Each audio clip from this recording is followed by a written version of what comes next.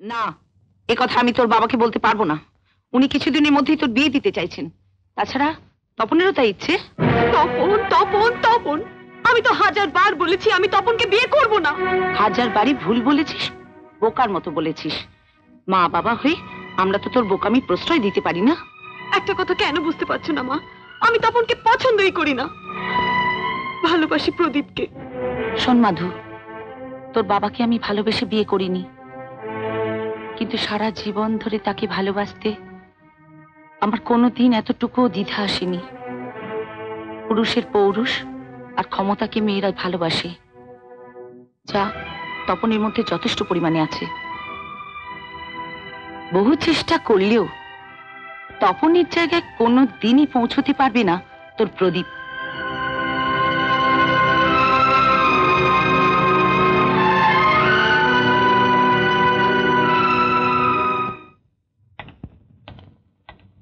মা, আমার আমার প্রথম মাসে মাইনের টাকাটা।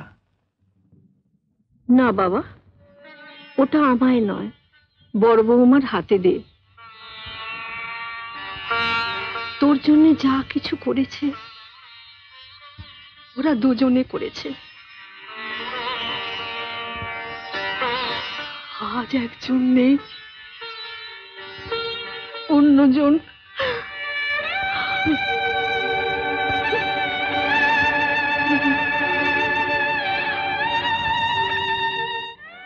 এসব আমাকে কেন দিচ্ছ প্রদীপ? কাকে দেবো বলো? মা শয্যাশায়ী, সংসারে কোনো কিছু করতে পারে না, তারপর তো সবার বড় তুমি। বড় বলে কি সব বোঝা আমার উপর চাপাতে চাইছো? দায়িত্বের বোঝা ছোটরা বড়দের উপরই চাপায়, আর বড়দের সে চাপ মাঝে মাঝে হালকা করার দায়িত্ব ছোটদের। কিরকম? যেমন ছুটির দিনে হইচই করে বেরিয়ে পড়া। আমার মেয়ে, আমি যেখানে ওর বিয়ে দেবো সেখানেই বিয়ে হবে। এর মধ্যে ওর মতামত নেবার কথা আসছে কোত্থেকে? ছোটবেলা থেকেই আদর দিয়েছো। আদর দিয়েছি বলে শাসন করতে ভুলে গেছে এ কথা ভেবো না। আমি তোকে কত করে বোঝালাম প্রদীপ ছেলে হিসেবে খারাপ না, তাই বলে তপনের সঙ্গে ওর কোনো তুলনা হয়? কারোর সঙ্গে কারো তুলনা আমি করছি না বাবা, আমি শুধু আমার পছন্দটা মাকে জানিয়েছি।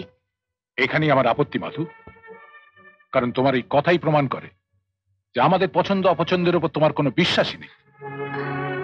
বাবা, আমি তো জীবনে কখনো তোমার অবাধ্য হইনি। তাহলে আজীব হচ্ছে কেন?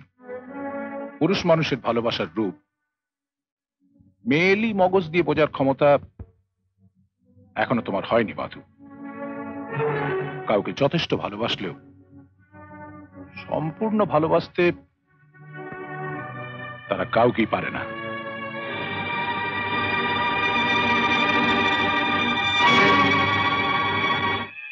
ওটা বাড়ি নয়, খাঁ সাহেবের আস্তানা, তাই তোমরা খুব সাবধানে ওখানে যাবে, আর তোমাদের লিড করবে কালু।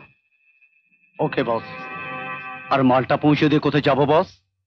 সোজা রহমানের বাড়ি, সেখানে বধূ থাকবে, বাকি কাজের খবর ওর কাছ থেকে পেয়ে যাবে। আউট।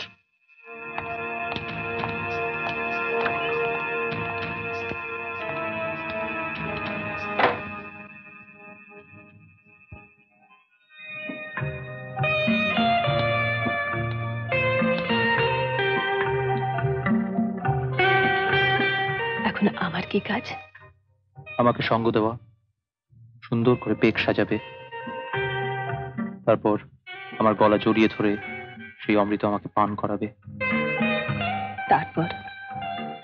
তারপর আমরা ভেসে যাব সুখের সাগরে। তারপর বাবার কাছে গুড বয় সেজে থাকার জন্য আমি বাড়ি চলে যাব। আর আমি? জুলি,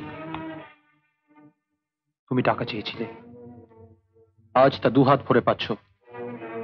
এর বেশি আমার কাছে আর কিছু চেও না, কারণ বিয়ে, ঘর, সংসার এসব আমার জন্য নয়।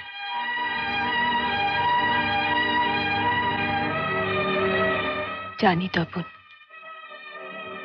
তবু মাঝে মাঝে তোমায় পরীক্ষা করে দেখি, যদি পাল্টাও। এসো।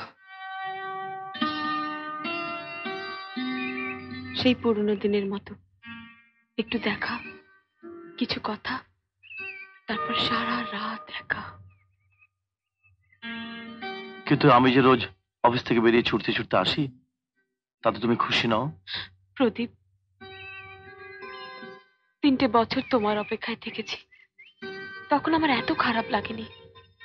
জানতাম তুমি কাছে নেই, কিন্তু কিন্তু কাছে পেয়েও তোমাকে না পাওয়া। এ কষ্ট তো আমারও মাধু।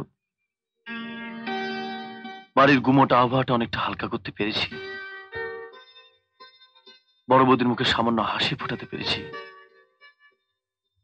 দেখবে এবার আস্তে আস্তে সব ঠিক হয়ে যাবে, একটু অপেক্ষা করো।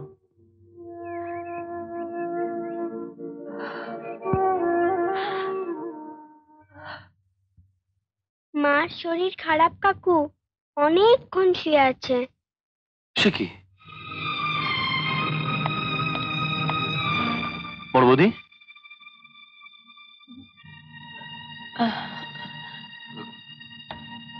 তোমার কি শরীর খারাপ?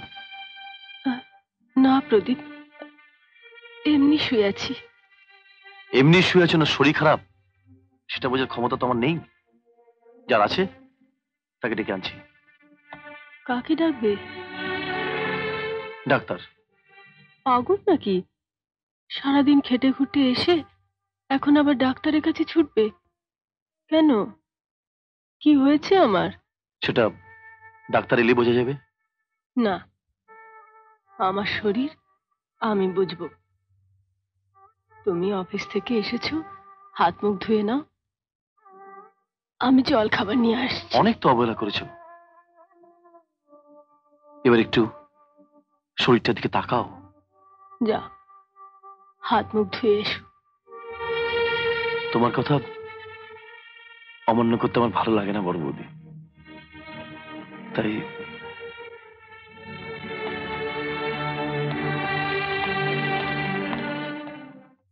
তোমার বাড়ি ফিরতে রাত হয় কেন?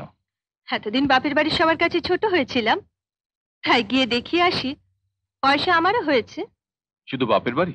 মাঝে মাঝে তো আপনার কাছেও যাই, তোমাকে ব্যবসা পাইয়ে দেবার জন্য। কিছু হাসি, দুটো মিষ্টি কথা বলে যা পাচ্ছি তা তো আর হারাতে পারি না। তাই বলে একটা বাড়ির বউ প্রায় রাত করে বাড়ি ফিরলে? 5 জনে 5 কথা বলবে, এই তো, তাতে আমার কিছু এসে যায় না। কারণ কেউ আমার ঘরে টাকা এনে দেয় না, দেয় তপন। তাই ওর সঙ্গে বন্ধুত্ব আমাকে রাখতেই হবে।